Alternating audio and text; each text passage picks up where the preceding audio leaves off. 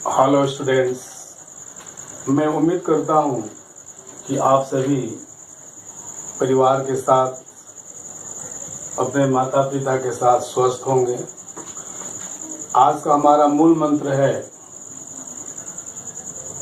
परिश्रम सफलता की कुंजी है। अगर सफल होना चाहते हैं तो परिश्रम जारी रखना पड़ेगा। अब हम लोग जो है आज अपने विषय पर चल रहे हैं।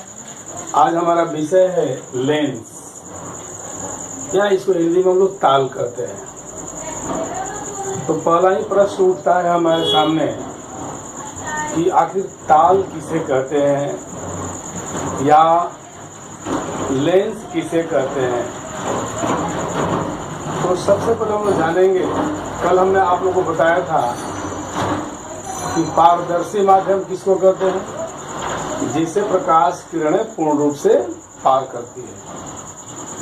तो लेंस स्वच्छ, पारदर्शी तथा वर्तन करने योग्य माध्यम का बना होता है। ये जो कांच जो होता है ये बिल्कुल ट्रांसपेरेंट होता है, स्वच्छ, पारदर्शी एवं वर्तन करने योग्य माध्यम का बना होता है, जिसमें दो तल होते हैं। या तो दोनों तल गोलीय होते हैं या एक तल गोलीय और दूसरा तल समतल होता है। इस लेंस को हम लोगों ने दो भागों में बांटा है। पहला भाग है उत्तल लेंस, इसको अंग्रेजी में कहते हैं कॉन्वेक्स लेंस। दूसरा भाग जो है लेंस का वो अवतल लेंस, इसको हम अंग्रेजी में कहते हैं कॉनकेव लेंस। यानी लेंस को हमने दो भागों में बांटा, उत्तल लेंस और अवतल लेंस। अब हमारा प्रश्न है कि उत्तल लेंस है क्या। तो यह लेंस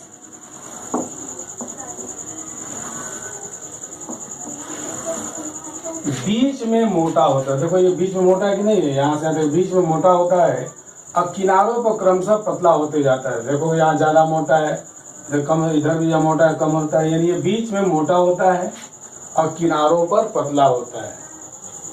और समानांतर चलने वाली प्रकाश की किरणें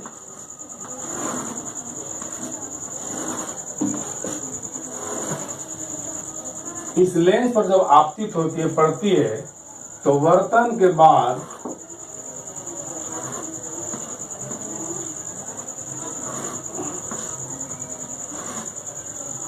एक बिंदु पर जाकर के मिलती है। यानी कि समानांतर चलने वाली प्रकाश की किरणें इस लेंस पर जब आपतित होती है तो वर्तन के बाद एक निश्चित बिंदु पर जाकर मिलती है। यानी तो हम लोग जानते हैं कि किरणें जब चलकर एक जगह मिलती है तो वहां पर क्या होता है, कन्वर्ज होता है। क्या होता है, कन्वर्जन, एक जगह मिलना। इसलिए कन्वेक्स लेंस का दूसरा नाम कन्वर्जिंग लेंस भी है। इसको हिंदी में अपसारी लेंस भी कहते हैं। तो क्या बोलेंगे उत्तल लेंस के बारे में, यह लेंस बीच में मोटा तथा किनारों पर पतला होता है और समानांतर चलने वाली किरणें जब इस पर आपतित होती है तो वर्तन के बाद एक निश्चित बिंदु पर जाकर किरणें मिलती है। इसलिए इस लेंस को हम लोग कन्वर्जिंग लेंस या अपसारी लेंस भी कहते हैं। कभी कभी पूछता है कि किस लेंस को जो है हम लोग कन्वर्जिंग लेंस कहते हैं। अब हमारा दूसरा है कि अवतल लेंस क्या है।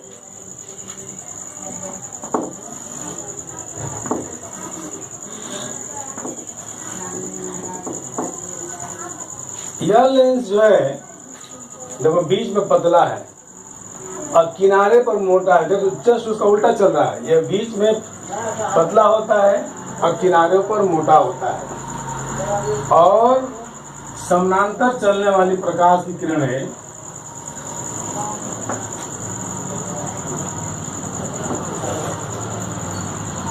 जब इस लेंस पर आपतित होती है तो वर्तन के बाद फैल कर जाती है। वह लेंस जो बीच में पतला होता है और किनारे पर मोटा होता है उसको हम लोग जो है कॉनकेव लेंस कहते हैं, देखो केव की तरह है।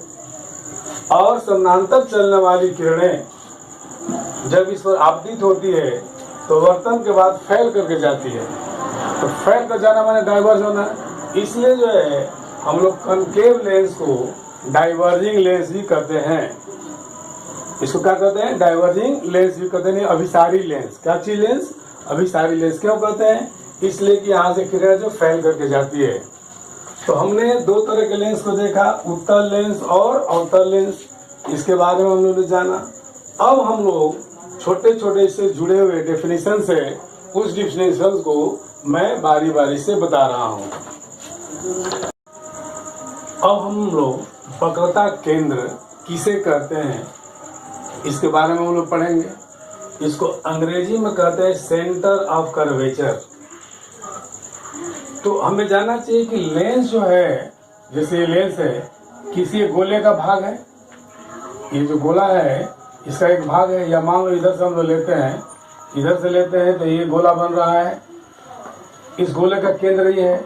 या मान लो इधर से हम ले रहे हैं तो ये गोला बन रहा है। तो लेंस जो है जिस गोले का भाग होता है, जिस गोले का भाग होता है उसके केंद्र को, उस गोले के केंद्र को जो है उस लेंस का वक्रता केंद्र कहते हैं। क्या कहते हैं? वक्रता केंद्र कहते हैं। जैसे मान लिया जाए कि ये हमारा लेंस है, तो ये जो हमारा ये क्या है? ये गोले का भाग है कि नहीं है? इस गोले का जो केंद्र हुआ ये वक्रता केंद्र हुआ। या मान लो अगर इधर से ले रहे हैं तो ये भी तो लेंस जो क्या है? गोले का भाग है। तो इस गोले के केंद्र को हम लोग क्या कहेंगे? वक्रता केंद्र कहेंगे। तो यहाँ पर C1 और ये C2 जो है वक्रता केंद्र, यानी कि C1 तथा C2 वक्रता केंद्र है।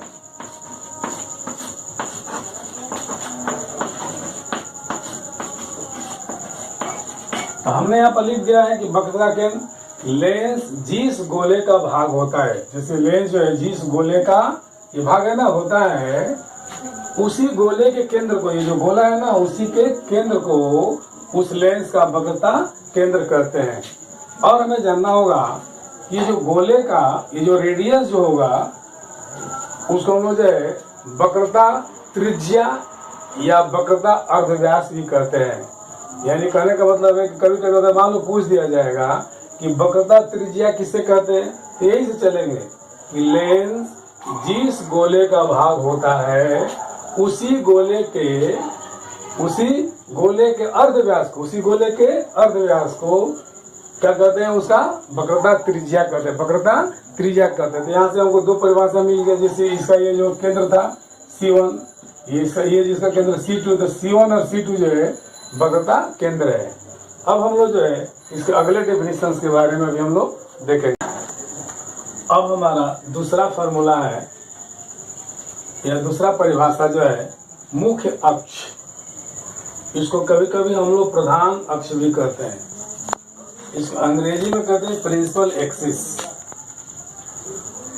तो हमें जानना चाहिए कि ये जो लेंस जो है इसका वक्रता केंद्र C1 है, ये जो है इसका वक्रता केंद्र C2 है। तो लेंस के जो वक्रता केंद्र को जो मिलाने वाली जो सरल रेखा है, तो ये वक्रता केंद्र है, ये भी वक्रता केंद्र है, ये दोनों वक्रता केंद्रों को मिलाने वाली सरल रेखा को हम लोग प्रधान अक्ष कहते हैं। ये जो सरल रेखा खींचे है यही हमारा प्रधान अक्ष है। इसको अंग्रेजी में हम लोग प्रिंसिपल एक्सिस भी कहते हैं।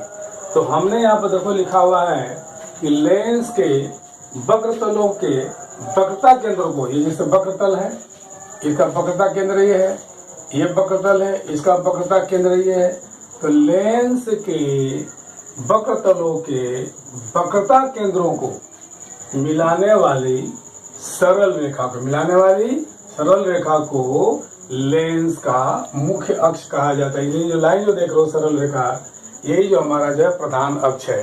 तो बार बार हम लोग को परीक्षा ड्राइंग में आएगा कि प्रधान अक्ष क्या है, तो दिमाग में रखना पड़ेगा कि वक्रता केंद्रों को मिलाने वाली जो रेखा है वही हमारा जो है प्रधान अक्ष है। इसके बाद हम लोग भी पढ़ेंगे फोकस के बारे में। अब हम लोग ऑप्टिकल सेंटर अर्थात प्रकाश केंद्र के बारे में हम लोग पढ़ेंगे। तो ये ऑप्टिकल सेंटर की परिभाषा दो तरह से दी जा सकती है।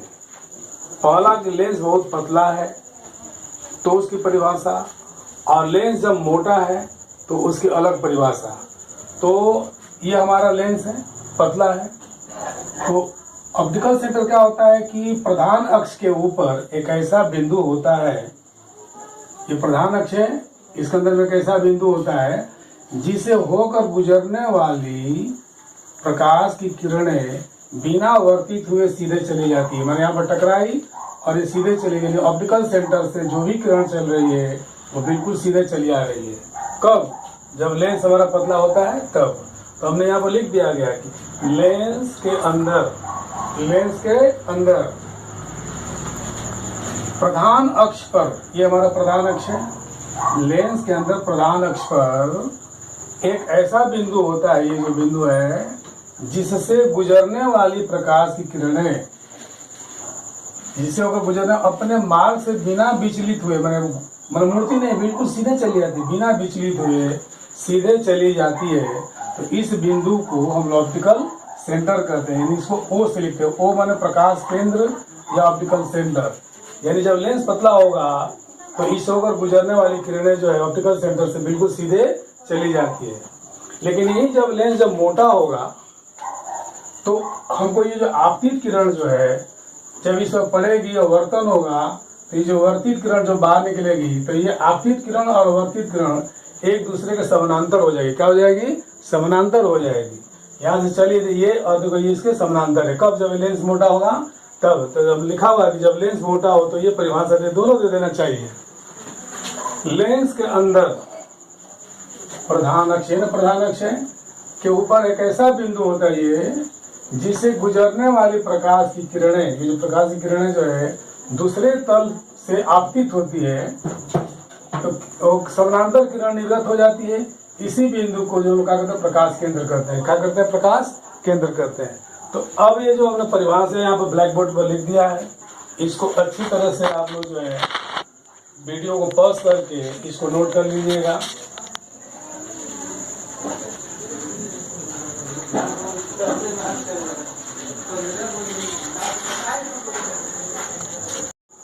अब हम लोग मुख्य फोकस के बारे में पढ़ेंगे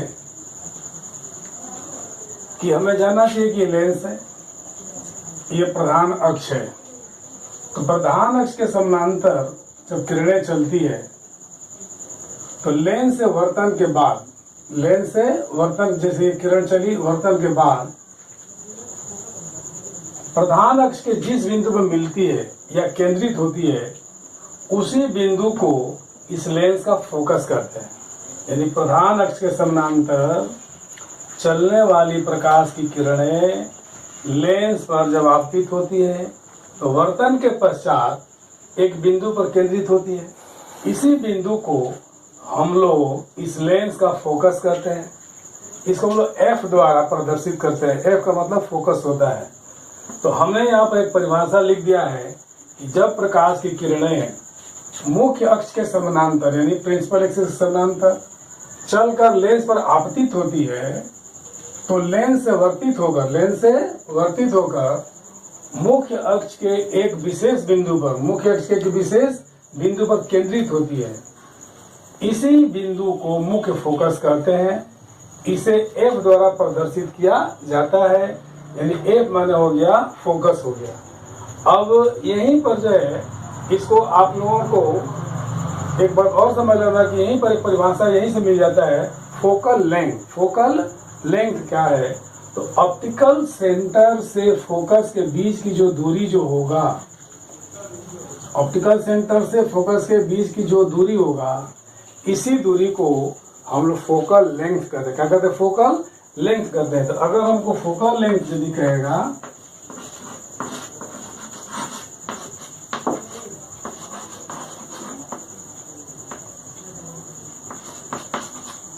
तो फोकल लेंथ की परिभाषा हम यहीं से दे देंगे कि ऑप्टिकल सेंटर और फोकस के बीच की दूरी को फोकल लेंथ कहा जाता है। और इसको स्मॉल एफ द्वारा, कौन एफ द्वारा? स्मॉल एफ द्वारा प्रदर्शित किया जाता है। तो आज हम पहले आप लोग जो है इस फॉर्मूला को जो है ये अच्छी तरह से इसको हाईलाइट कर देते तो देख लोगे, इसको नोट कर लेना है। और हमें एक बात बताना है कि जितने भी आज हम लोग फार्मूला पढ़े हैं, इस फार्मूला को आप लोगों को, फार्मूला करने का मतलब है कि जो परिभाषा जो दिया गया है, जितना भी परिभाषा हमने दिया है, इसको आपको अच्छी तरह से याद करना है, क्योंकि ये जो परिभाषा जो है कल आपको जो है हेल्पफुल होगा जब हम लोग जो है विभिन्न पोजीशंस पर रख करके इमेज को हम लोग बनाएंगे। तो उसमें टर्म आएगा, फोकस, प्रधान अक्ष, ऑप्टिकल सेंटर, ये सारी बातें आएगी। तो इसको हम लोग आज अच्छी तरह से रात को पढ़ेंगे।